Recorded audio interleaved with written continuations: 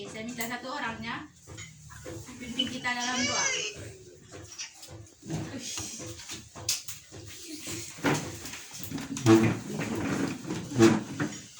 Marilah kita mempersiapkan hati kita untuk berdoa. Kita awali doa kita dengan tanda kemenangan Kristus.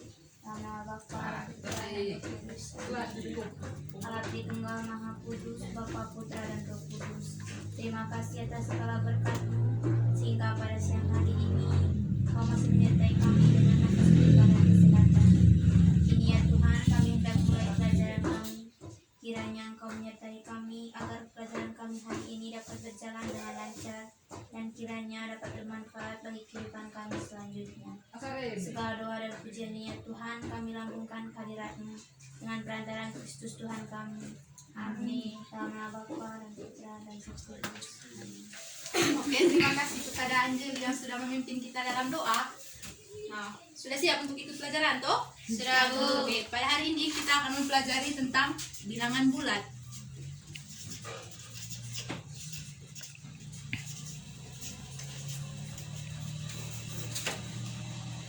Nah, sudah tahu bilangan bulat? Ada yang tahu pengertian dari bilangan bulat? Oke, bilangan bulat itu bilangan yang tidak berbentuk pecahan atau desimal. Nah, bilangan bulat itu terdiri dari bilangan bulat positif, bilangan nol, dan bilangan bulat negatif. Nah, untuk memudahkan kita mengetahui, kita bisa lihat menggunakan garis bilangan.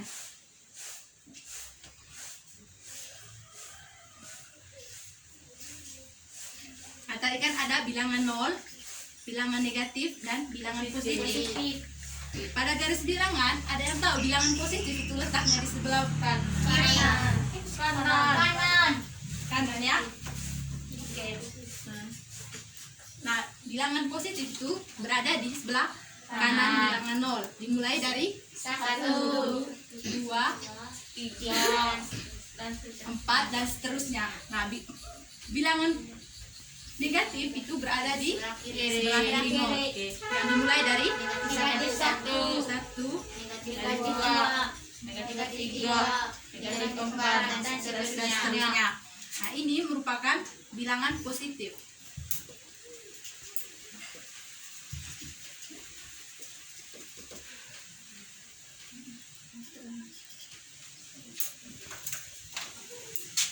Dan ini bilangan nol. Di sebelah kiri bilangan nol adalah bilangan negatif.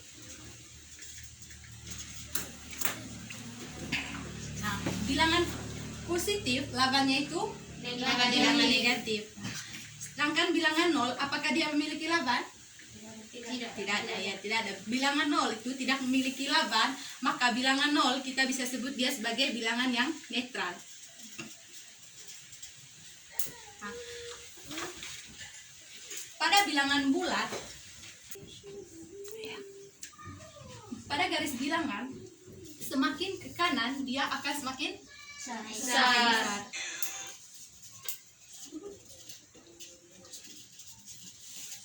Sedangkan kalau dia semakin ke kiri, semakin kecil. Artinya pada bilangan bulat, semakin ke kanan nilainya akan semakin besar. Dan pada bilangan negatif, semakin ke kiri maka nilainya semakin kecil. Sudah pintar semua berarti ya. Saya langsung ambil contoh saja. Ada bilangan negatif 5 dan negatif 100. Mana yang lebih besar antara negatif 5 dan negatif 100? Negatif 5. Berarti bisa kita katakan negatif 5 itu lebih besar dari negatif 100. Sedangkan pada bilangan positif 5 dan 100 itu mana yang lebih besar? 100. Berarti 5 itu kurang dari 100. Jadi ini adalah pengertian dari bilangan bulat.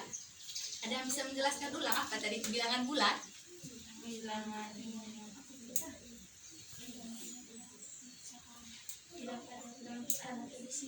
Oh ya. Nah, jadi tadi sudah dijelaskan bahwa bilangan bulat itu bilangan yang tidak memiliki bentuk pecahan dan juga tidak memiliki bentuk desimal. Sampai di sini paham? Paham, Bu. Oke. Nah, sekarang kita lanjut ke materi berikutnya, yaitu operasi hitung dan sifat bilangan bulat. Jadi bukan hanya manusia yang memiliki sifat, tapi bilangan bulat juga memiliki sifat. Nah, ada yang tahu operasi-operasi yang digunakan dalam operasi hitung bilangan bulat?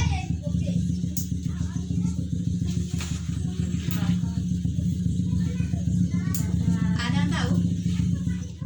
Penjumlahan. Oh ya, bagus. Yang pertama itu penjumlahan. Dan yang kedua pengurangan. Yang ketiga Perkalian. Dan yang keempat Pembagian. Bagus. Operasi penjumlahan.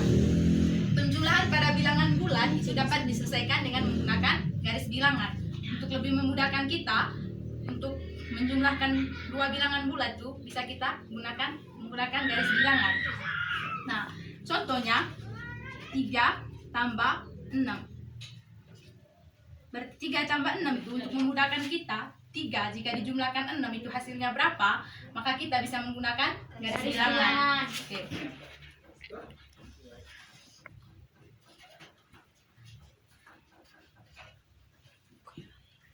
Tadi kan sudah dijelaskan toh, bilangan positif itu berada di sebelah kanan bilangan 0 toh.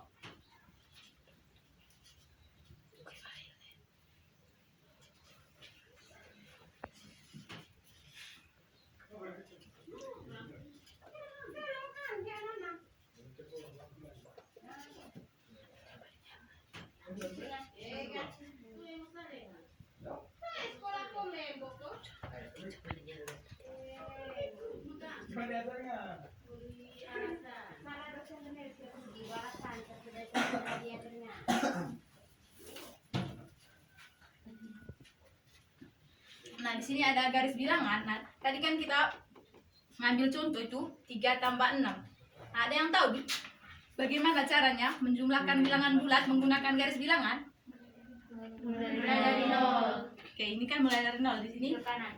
ke kanan toh. Kita tambahkan dia 1, 1, 2, 3. Kan dari 3 tambah 6. Berarti kita tambahkan lagi garisnya 6. 1, 2, 3, 4, 5, 6. Nah, hasilnya sama dengan 9. Dapat kita peroleh bahwa 3 tambah 6 itu sama dengan Positif 9. Nah, yang kedua adalah negatif 2 tambah 4.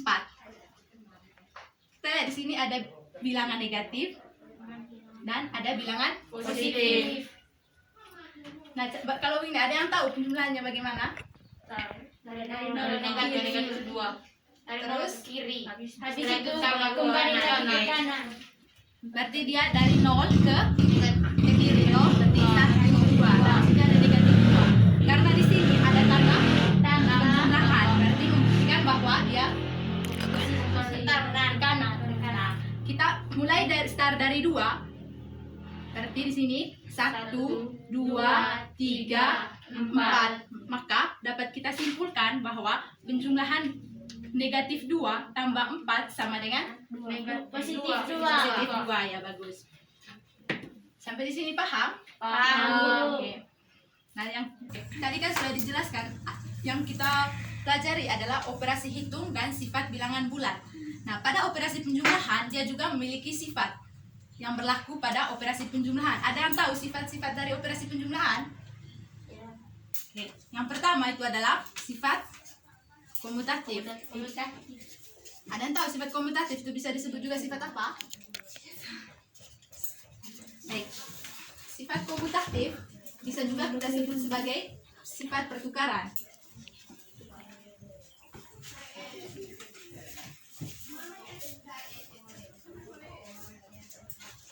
Nah, katakan pertukaran berarti misalnya ada bilangan bulat A, B, maka bentuk umumnya adalah A tambah B sama dengan B tambah A. Ya bagus. Jadi sifat pertukaran itu berarti A tambah B sama nilainya dengan B tambah A. Contohnya, kita bisa lihat contohnya. Yang pertama itu misalnya 2 tambah 3 sama dengan 3 tambah 3 tambah 2. Hasilnya 5. Oke, bagus. Berarti tadi kan sudah jelas sifat komutatif itu pertukaran. Berarti kalau pertukaran A tambah B sama nilainya dengan B tambah tambah A. A. Nah, contohnya 2 tambah 3 nilainya juga sama dengan 3 tambah 2 yaitu 5. Nah, itu. Yang berikutnya kita masuk kepada sifat asosiatif.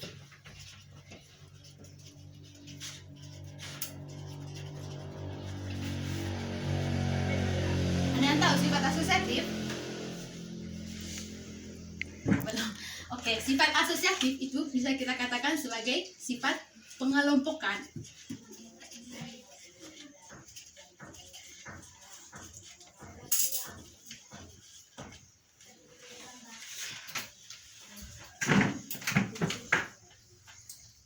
Oke. Pada sifat asosiatif untuk setiap bilangan bulat A, B, C selalu berlaku A tambah dalam kurung B tambah C sama nilainya dengan A tambah B tutup kurung tambah C. Bisa? Bisa, Bu. Oke, contohnya misalnya 2 tambah 3 tambah 2 sama nilainya dengan 2 tambah 3 tutup kurung tambah 2. Oke, bagus. Paham? Paham, Bu. Oke. Untuk contoh yang kedua, misalnya 3 tambah angka berapa? 5. 5 Tambah 7. tambah 7. Nah, sama nilainya dengan Dalam kurung dalam kurung 3 3 tambah 5 tambah 5 tutup kurung tambah 7. Bagus. Sama dengan 15. 15. Oke, bagus. Sampai sini sudah paham? Sudah Sudah, Bu. paham. Oke. Sampai sini ada yang mau ditanyakan? Oke, ada. Oke. Nah, sekarang oke, yang ketiga adalah sifat identitas terhadap penjumlahan.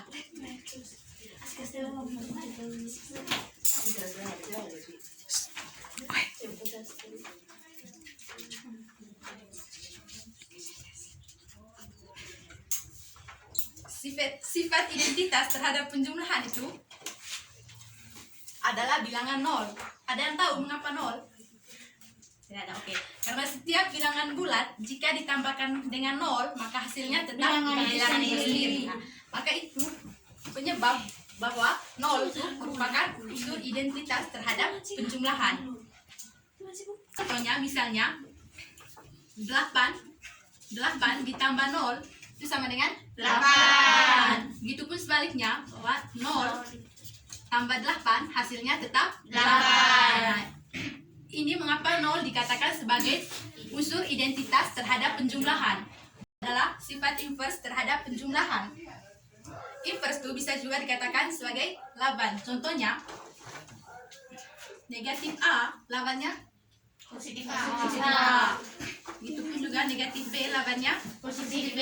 positif B. Nah, yang kelima adalah sifat tertutup.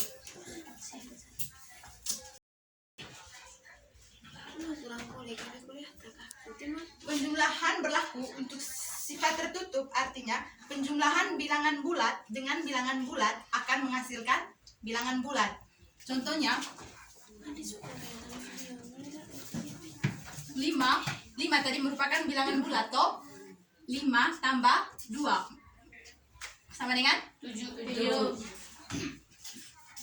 5 itu adalah bilangan bulat, 2 juga merupakan bilangan bulat, 7 juga merupakan bilangan bulat. Itu makanya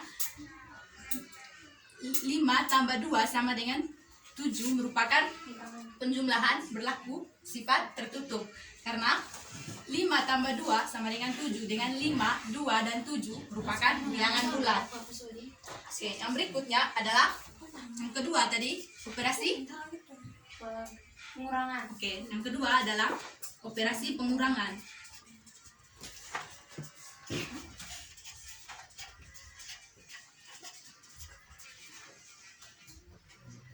Itu dia. Satu, dua, tiga. Kan dari 3 tambah 6. Berarti kita tambahkan lagi garisnya. 6. 1, 2, 3, 4, 5, 6. Nah, hasilnya sama dengan 9. Dapat kita peroleh bahwa 3 tambah 6 itu sama dengan positif 9. Nah, yang kedua adalah negatif 2 tambah 4. Kita lihat di sini ada bilangan negatif dan ada bilangan positif. Nah, kalau ini ada yang tahu penjumlahannya bagaimana? Dari Negatif 2. Terus kiri. habis itu sama kembali ke kanan. kanan. Berarti dia dari 0 ke kiri 0, berarti 1, 2. Nah, sini ada negatif 2. Karena di sini ada tanda penjumlahan, berarti membuktikan bahwa dia kanan. Nah, kita mulai dari start dari 2. Berarti di sini 1, 2, 3, 4. Maka dapat kita simpulkan bahwa penjumlahan negatif 2 tambah 4 sama dengan Positif positif 2. 2 ya, bagus. Sampai di sini paham? Paham. Oke. Nah, yang tadi kan sudah dijelaskan tuh, sifat komutatif itu sama dengan sifat pertukaran. Gimana contohnya? A kali B sama dengan B kali A. Contohnya 2 kali 3 sama nilainya dengan 3 kali 2, yaitu 6. Nah, yang kedua adalah sifat asosiatif.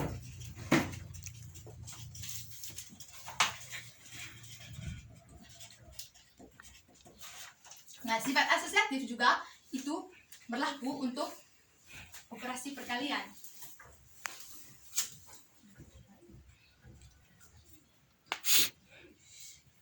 Karena contohnya 2 kali 3 kali 2 sama nilainya dengan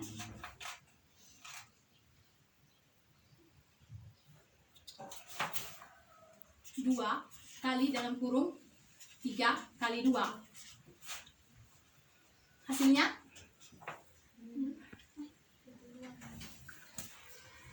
12. Oke. Yang ketiga adalah sifat distributif. Nah, pada operasi perkalian ada namanya sifat distributif.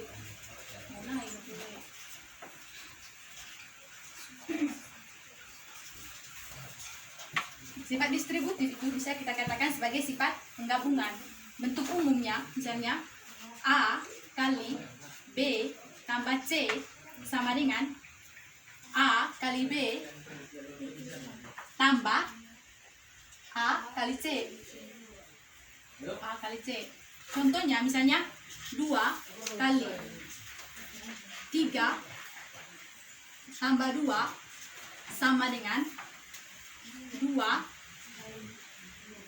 itu kurung 2 kali 3 itu kurung tambah 2 kali 2. Ini merupakan sifat distributif. Nah, yang berikutnya adalah unsur identitas terhadap perkalian. Nah, unsur identitas terhadap perkalian adalah 1. Mengapa 1 merupakan identitas dari perkalian? Karena setiap bilangan bulat yang dikalikan dengan 1 hasilnya tetap bilangan itu sendiri. Nah, itu mengapa dikatakan bahwa unsur identitas dari perkalian adalah 1.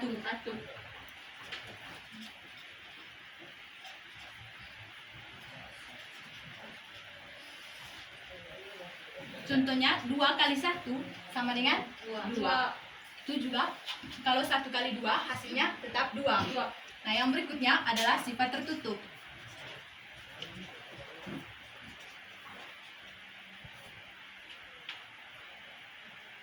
Nah, sifat tertutup juga berlaku pada operasi perkalian karena setiap bilangan bulat jika dikalikan dengan bilangan bulat hasilnya akan tetap bilangan bulat. Nah, mengapa dikatakan sifat tertutup merupakan operasi. Kita langsung saja ke operasi pembagian.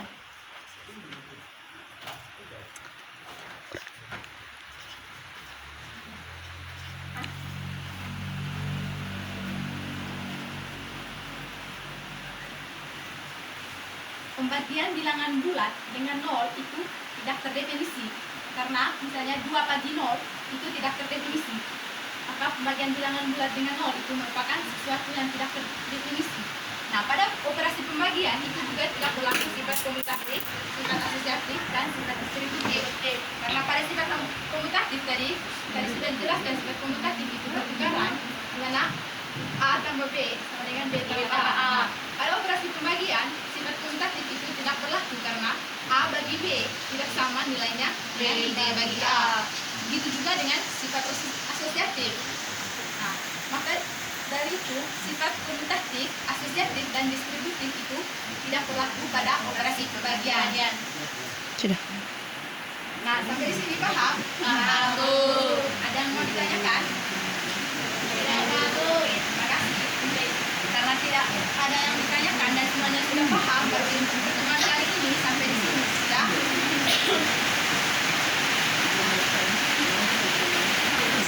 Karena tidak ada pertanyaan, maka hari ini kita berdiri sampai di sini ya. Karena kan sebelum memulai pelajaran kita diawali dengan doa dan untuk mengakhiri pelajaran juga kita akhiri dengan doa. Oke, dan pada 20 menit kali ini saya sendiri akan memimpin kita dalam 2 menit dan saya minta kita ambil sekitar tempat dan kita doa. Marilah kita siapkan hati dan batin kita untuk berdoa. Dan lalu kita dan berterima kasih kepadamu atas segala berkat dan bimbinganmu sehingga pada pembelajaran kali ini dapat berjalan dengan lancar. Semoga apa yang dijelaskan dapat dimengerti dan dipahami oleh teman-teman sekalian. Semuanya ini kami serahkan ke dalam tangan Tuhan Bunda kami Santa Clara Maria.